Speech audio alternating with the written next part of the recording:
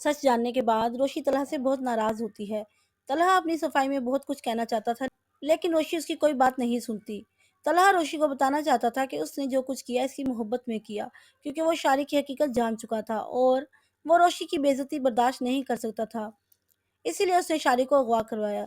रोशी को तो ये सब जानने के बाद तलहा का शुक्रगुजार होना चाहिए था, लेकिन रोशी को तलहा से नाराज होने का एक और बहाना मिल जाता है।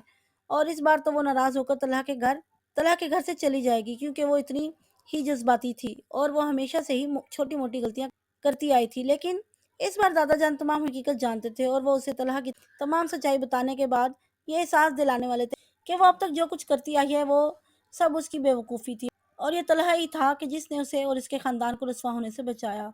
और तलहा ही है जो तुमसे सच्ची मोहब्बत करता है।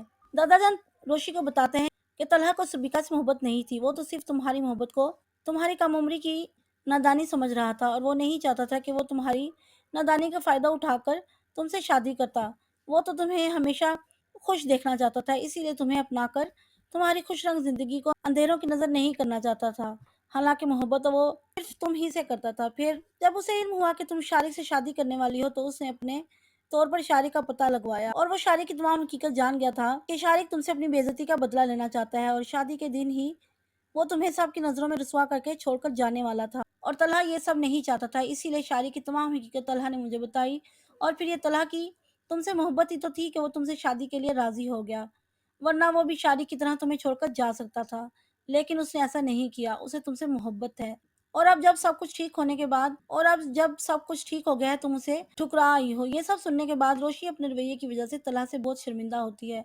अभी वो सोच ही रही थी कि वो तलहा से कैसे माफ़ी मांगी कि अचानक तलहा मोहितर अपने वालिद के साथ रोशी के घर तमाम घर वालों से कहता है कि हमारे घर की रौनक ने आपके घर उजाला किया हुआ है, और इनकी गैर हाजिरी की वजह से हमारे घर में तो हर तरफ उदासी छाई हुई है। इसीलिए हम अपने घर की रौनक और खुशियाँ आपसे वापस लेने आए हैं।